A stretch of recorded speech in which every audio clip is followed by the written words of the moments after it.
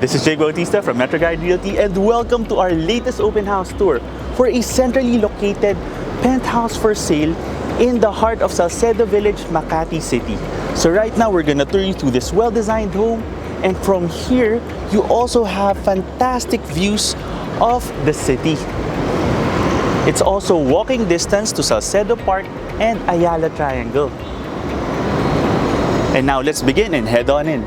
Let's go! Before we begin, for quality home tours, don't forget to follow us on Instagram, Facebook, and subscribe to us here on YouTube. Now, beginning with the property size, this unit has a floor area of 312 square meters spread across 2 levels. So we're going to explore the first level now with the living, dining, and kitchen space, and then we're going to head on up to the second level where you have 3 rooms and a 4th room, which is a family room, which you can convert to a bedroom. And upon entering the home, you're welcomed by an open-planned living space.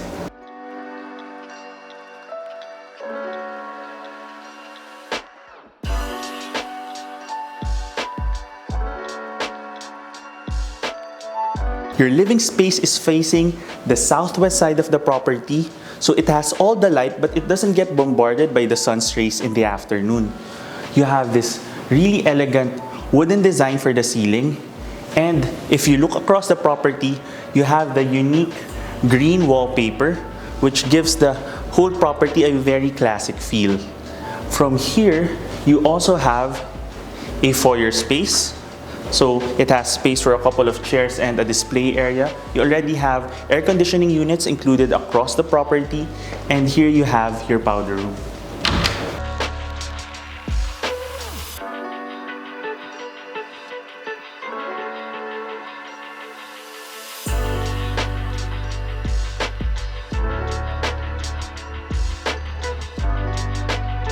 Your living space naturally extends to a spacious dining area.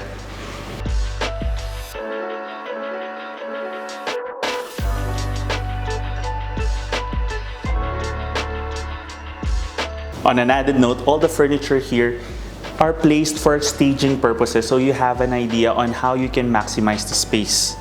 As you can see, you can easily fit a table for 6 people over here, and it flows naturally to your open kitchen area.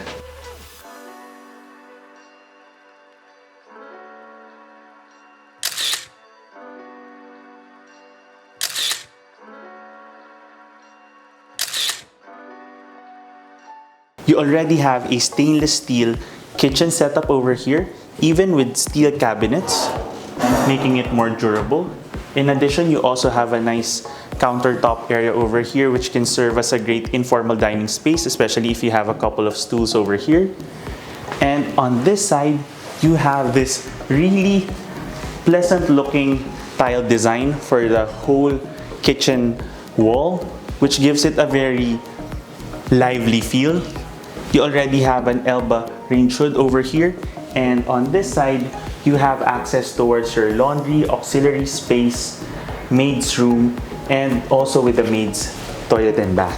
From the main kitchen, you now have access here towards a spacious balcony.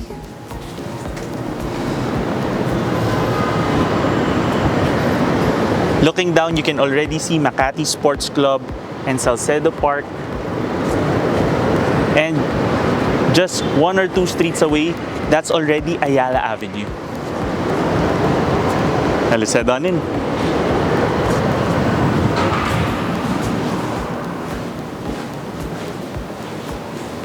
From your main living, dining, kitchen space, let's now head on over to the other side of the first level where you have a den space. So on this side, on an added note, you have a storage room over here, an additional sitting area, which is excellent if you have guests coming over. And here, you have a more private den space.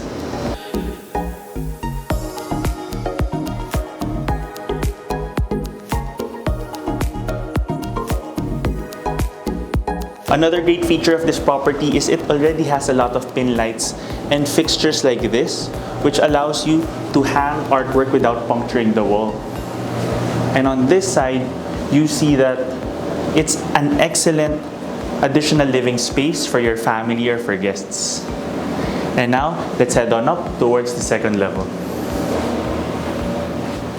Welcome to the second level of this home, where you have an additional living and family hallway, which is excellent for having your family relax up here while you have guests downstairs.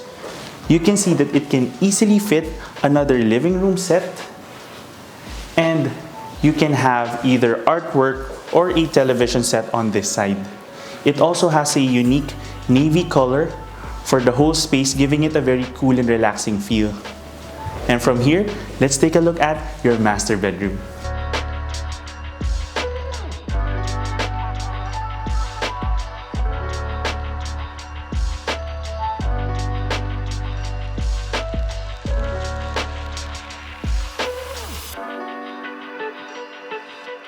Your master bedroom has so much space and light. On this side, you have these sliding doors leading to additional cabinetry and storage. You have enough space here to have a nice workstation. Imagine having a big table here and having this great view of the cityscape, especially at night. And on this side, you already have a fantastic wall accent for your bed. And there's enough space here, especially if you want to have a bigger bed. And you have a great textured accent wall over here for artworks. And it leads to a spacious walk-in closet and master bathroom.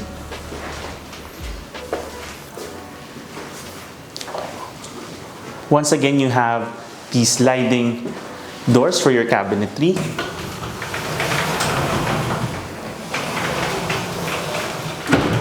And you have a really nice matte black finish for the fixtures in the bathroom.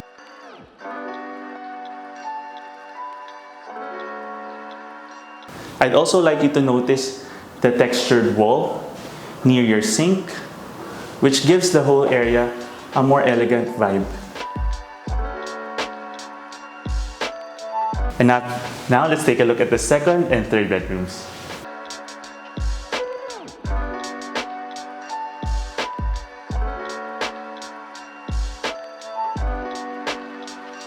So here,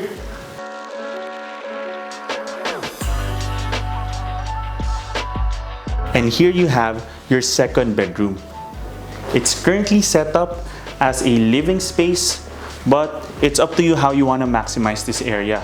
You have a window facing the east side of the property, so you have the morning sun coming in from here. You also once again have the pin lights and the fixtures that allows you to hang artwork. On this side, you also have a bathroom with two sinks because it serves as a shared bathroom for the third room.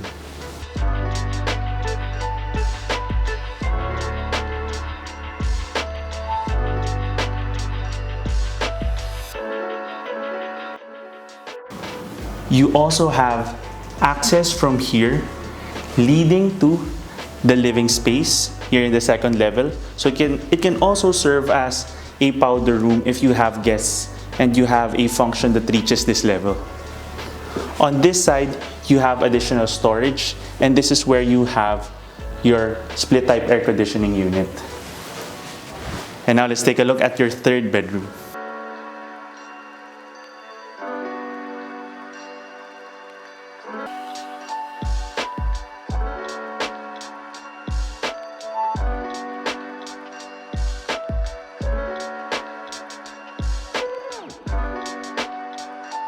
Your whole second level has a light and very refreshing wood tone for its flooring.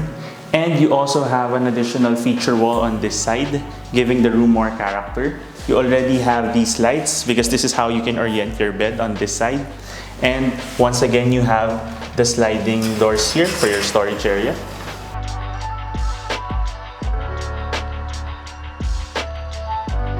And you have the windows facing the same direction as your living space and master bedroom. And that ends our quick tour. For the property features, it has 3 bedrooms, 3 bathrooms, 2 parking slots, a spacious balcony with city views, an open living space, a dining area, a kitchen area, a laundry area, a family hall in the 2nd level, a master walk-in closet, and a maid's room. And all this just walking distance to Salcedo Park and Ayala Triangle. If you want to know more about this property or visit it in person, just click the description below where you can get in touch with us through our email and number shown there. You can also send us a message through Instagram and Facebook. Once again, my name is Jake Bautista from Metroguide Realty.